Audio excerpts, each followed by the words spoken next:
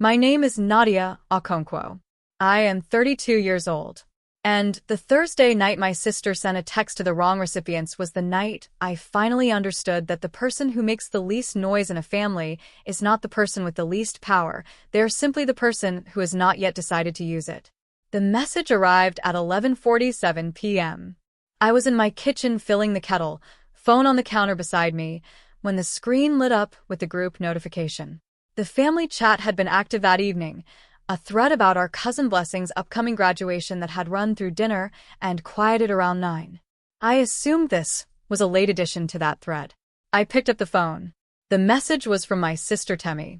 It read, "Inviting her was a mistake. She ruins everything. I wish she'd just disappear."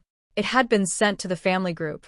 And to me, individually at the same time, a second recipient line that should not have been there. I read it twice. I set the phone face down on the counter. I finished making the tea. I carried the mug to the kitchen table and sat down and drank it slowly, the way I drink tea when I am thinking carefully about something and do not want to rush the thinking. When the mug was empty, I picked up the phone again. I did not open the family chat. I opened my documents folder and navigated to a subfolder I had not looked at in several months. The file was labeled Temi_lease_cosine_final, PDF. I opened it and read the first page. My name was on the lease as co-signatory. I had signed it 14 months earlier. The renewal window opened in 6 weeks. What Temi had not considered when she sent that message at 11:47 p.m. on a Thursday was that her apartment, the one she had moved into with her partner Kofi 18 months ago, the one she had furnished and photographed for her social media and described to everyone who would listen as the place she had always wanted, existed in its current form partly because of a phone call I had made to a property management company on a Tuesday afternoon 14 months ago, after Temi's rental application had been flagged for insufficient credit history, and the leasing agent had told her she would need a co-signatory with a stronger financial profile to proceed. She had called me. I had said yes. The lease had gone through 3 days later. I had not thought much about it since. That was the nature of the things I did for my family. They happened, they resolved the problem, and then they receded into the background of everyone's life except mine, where they lived in a documents folder and a mental ledger I maintained without ever expecting to open. I set the phone down on the table. I finished my tea. I went to bed. At 8 the following morning I called the property management office and asked to speak with the leasing coordinator. I should explain who Temi is and who I am, because the distance between those two descriptions is the architecture of everything that followed. Temi is 4 years younger than me. She is the kind of person who enters a room and immediately becomes its center, not through effort or performance, but through a quality of presence that some people simply have and others spend their whole lives trying to approximate. She is funny and quick and capable of a warmth that feels entirely genuine when it is directed at you, which made the occasions when it was not directed at you feel more specifically like a withdrawal than an absence. I was the other kind. I was the one who handled logistics. I had understood this about myself from a young age. I was organized where Temi was spontaneous, deliberate where she was instinctive, and better at the kinds of competence that do not show at dinner tables. I studied civil engineering at a state university on a merit scholarship, took a position at an infrastructure consulting firm at 24, and built a career that was steady and moderately well compensated and completely invisible to my family as a subject of interest or pride. My parents were not unkind people. They were people who had immigrated from Nigeria in their late 20s, built a life in a mid-sized American city through consistent labor and a particular form of West African parental pragmatism that expressed love primarily through provision and expectation, and who had organized their emotional attention around the child who most visibly needed it. Temi had always most visibly needed it, not because she was less capable, but because she asked more loudly, felt things more externally, and had a talent for making her needs legible in a way that mine never were. I did not resent this when I was small. I understood it as the shape of things. It was only later, in my mid-20s, that I began to see it as a pattern with costs, not costs to me in the abstract, but specific costs, time-stamped and documentable, that I had been absorbing so quietly that nobody, including me, had ever added them up. The list was not dramatic. It was administrative. I had filed Temmie's financial aid paperwork her first year of college because she had missed the deadline and our parents did not understand the system. I had driven her to a medical appointment 3 years ago and waited for 2 hours and driven her home and never mentioned it again. I had lent her $2,300 at 27 when her checking account was overdrawn and her landlord at the time was threatening to terminate her lease, an amount she had repaid in installments over 8 months, which I noted was more than most people in my family would have managed, but which had also never been accompanied by any acknowledgement that the loan had represented a meaningful portion of my savings at the time. The co-signature was the largest item on the list in terms of financial exposure. A co-signatory on a lease carries legal liability for the full rental obligation if the primary tenant defaults. The apartment Temmie and Kofi had moved into was $2,850 per month. Over the 14 months of the existing lease, that represented a theoretical liability of $39,900 that had rested against my credit and my financial record without Temmie ever once asking me how that felt or whether it was a burden or what I would need from her in exchange for carrying it. She had not asked because, in the structure of our family, this was what I did. I handled things. I was the co-signatory, the form filer, the person in the waiting room. These were my functions, and functions do not require gratitude any more than a load-bearing wall requires acknowledgement for holding up the ceiling. I had accepted this framing for long enough that it had begun to feel like my own.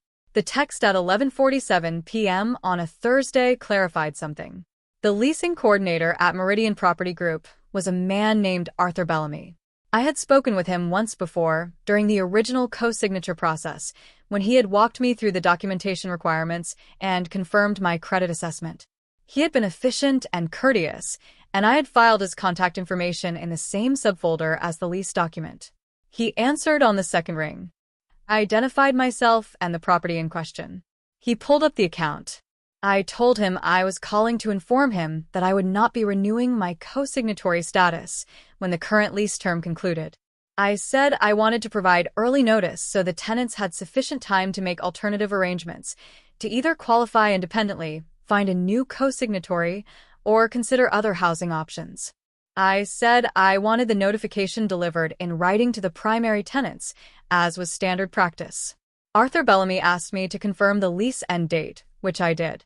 He noted that the standard co-signatory release process required a 30-day written notice prior to the renewal window and that I was currently within the advance notice period that would allow a clean release.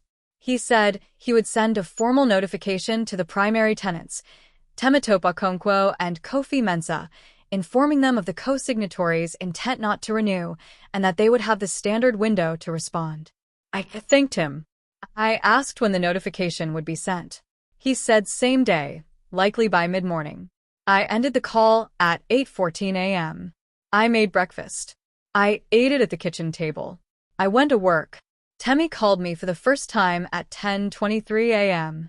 I was in a project review meeting with my team, a structural assessment for a municipal drainage project I had been managing for 4 months under the supervision of our firm's senior engineer, a woman named Dr. Patricia Ellison, whose sign-off I needed on a revised load calculation before the end of the week.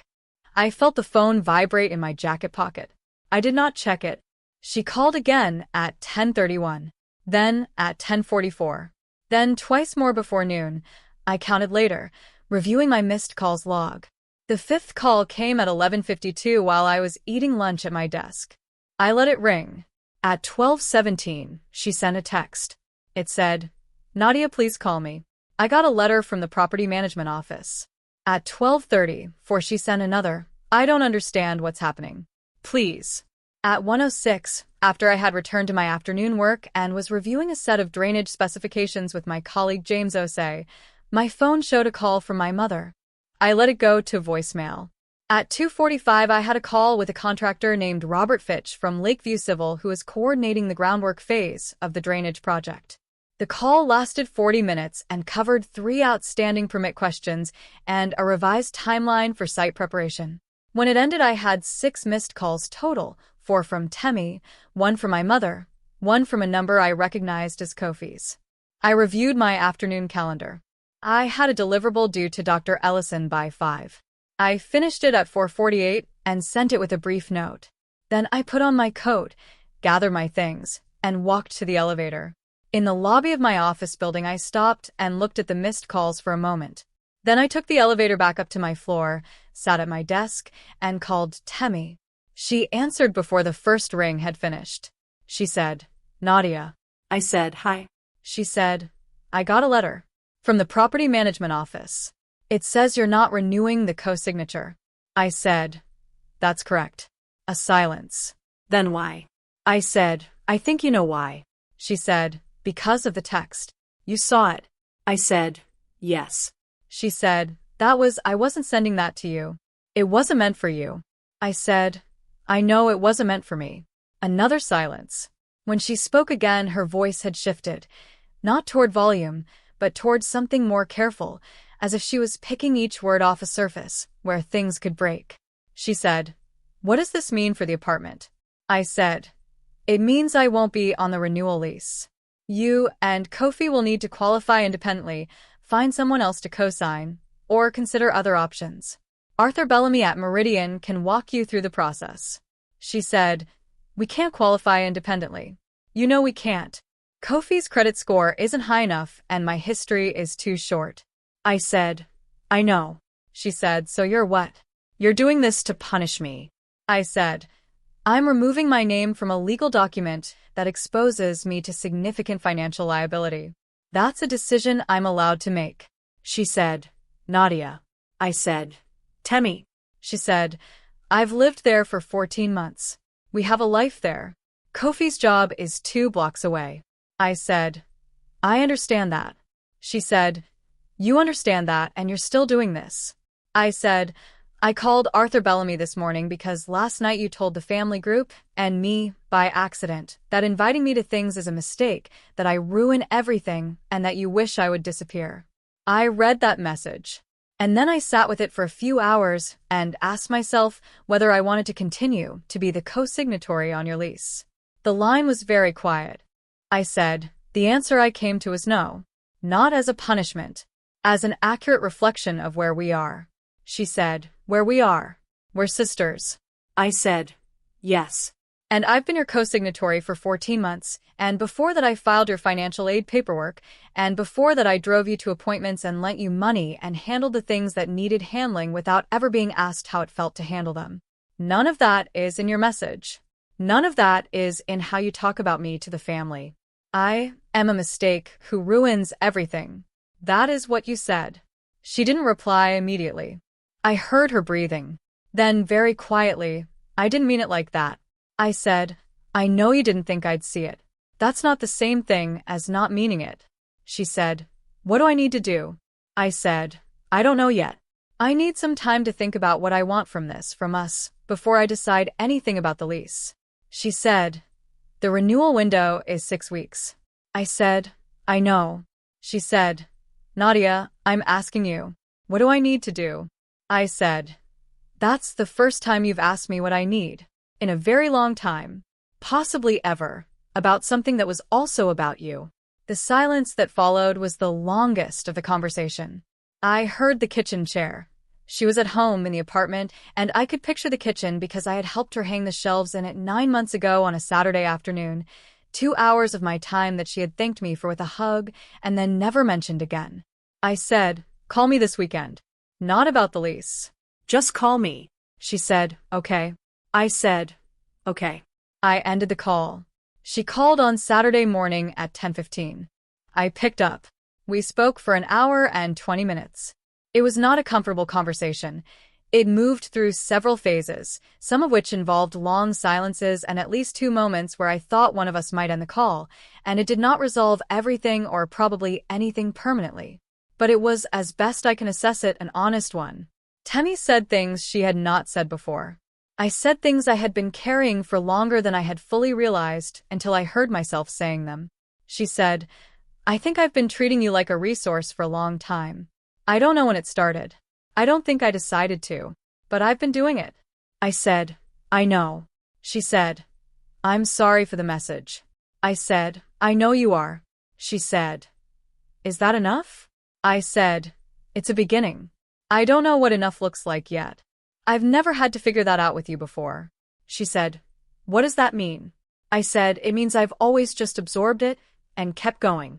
I don't know what it looks like to actually work through something with you instead of around it. We're going to have to figure it out." She was quiet for a moment. Then, "Is the lease part of figuring it out?" I said, "Maybe. I haven't decided." Over the following 4 weeks, I had 3 conversations with my parents, one with Kofi, 2 more with Temi, and one with my mother alone on a Sunday evening that lasted almost 2 hours and covered ground that had not been covered in the entire previous decade of our relationship. My mother is not a person who revisits things. She processes forward, in the direction of what needs to be done next, and the past is something she treats as settled by the fact of its having passed. Asking her to go back to something was asking her to work against her nature, and she did it anyway, which I noted. She said at one point in that Sunday conversation, "You were always the strong one." I thought that meant you didn't need what Temi needed. I said, "Strong isn't the same as not needing." She was quiet. Then she said, "No. I understand that now." My father, who processes even further forward than my mother, called me the week after and asked about my drainage project. We spoke for 22 minutes, mostly about the engineering work and the permit timeline, and whether I had considered applying for a senior role that had opened at a larger firm. It was not the conversation about everything else. It was the conversation he was able to have. I accepted it as the version of the conversation available to him and moved on. 2 weeks before the lease renewal window closed, I called Arthur Bellamy at Meridian Property Group again. I told him I had reconsidered the co-signatory release. I said I would be willing to remain on the renewal lease under one condition, that the renewal be structured as a 12-month term, after which I would formally assess whether to continue. I said I wanted this conditionality noted in the renewal documentation. Arthur Bellamy said that was an unusual request, but not an impossible one. He said he would check with the building's owner, a property holding company managed by a director named Frank Castillo, and confirm whether the documentation could reflect a conditional co-signatory arrangement. He called back the following afternoon. Frank Castillo's office had agreed. The renewal documentation would note the 12-month reassessment clause. I signed the renewal. I texted Temi, "Sign the renewal. 12-month term. I'll reassess next year." She replied 3 minutes later, "Thank you. I mean that." I replied, "I know." The lease renewal happened 7 months ago. In that time, Temi and I have spoken more directly than we have in probably a decade. Not easily. There is still a texture to our conversations that is careful in the way new arrangements are careful, where both people are paying attention to what they say because they have recently learned that what they say has consequences. But careful is not cold. Careful means we are both present in a way we were not before. She came to visit me at my office 2 months ago, something she had never done. I showed her the drainage project model, which was nearing completion, and walked her through the load calculations in terms she could follow without an engineering background. She asked questions. Good ones. She stayed for an hour and a half. On the way out, she said, "I didn't know this was what you did all day." I said, "Most people don't." She said, "That's on me." I said, "It's on both of us. I didn't tell you." She thought about that for a moment. Then she said, "I would have listened." I said, "I know that now." My mother came to my firm's annual project showcase in April, the first time she had attended anything related to my professional life in 6 years. She stood in front of the drainage project display for a long time. My supervisor, Dr. Patricia Ellison, introduced herself and told my mother that I was one of the most precise engineers she had worked with in 20 years of practice. My mother stood very still while Dr. Ellison said this. Her hands were clasped in front of her. Then she looked at me and nodded once, the way she nods when something has been confirmed that she suspected but had not fully allowed herself to hold. I did not make much of it in the moment. I smiled and moved us toward the refreshments table. But I have thought about that not a great deal since. There is a kind of recognition that comes late and lands differently because of it, not less meaningful, but weighted by all the time it did not arrive. I am still learning what to do with that weight. I do not think it goes away. I think you simply get better at carrying it without letting it define the direction you face. The lease reassessment is coming up in 5 months. I have not decided what I will do. I am watching how Temi handles the 12 months. Not as a test I have designed for her, but as information I am gathering about who we are becoming to each other. The data is, so far, better than I expected. The documents folder on my laptop still exists. I have not deleted it. I opened it once last month, not to review the figures, but to look at the timestamps, the dates on each file, the history of what I had done, and when. It is not evidence I am holding in reserve. It is the record of what was true. There is a difference between those two things, and I have only recently become clear on what it is. Here is what I know now that I did not know the night I stood in my kitchen reading a message that was not meant for me. Being the person who handles things is not the same as being the person no one can do without. Those feel similar from the inside, and they are not the same. One is a function. The other is a relationship. I had been performing the function and waiting for it to produce the relationship, and it does not work that way. You have to name what you are. Not loudly. Not with a speech or a grievance or a list of everything you have ever done. Just clearly. The way you would name anything you want someone to finally see. I named it on a Friday morning from my kitchen with a phone call that lasted 6 minutes. That was enough. Before you go, the moment Temi said I've been treating you like a resource for a long time on a Saturday morning phone call, after everything, what would you have said back to her? Tell me in the comments. I read every one. If this story stayed with you, please like and subscribe. There are more here, and I want to keep telling them. Hit the notification bell so you don't miss the next one. Thank you for being here.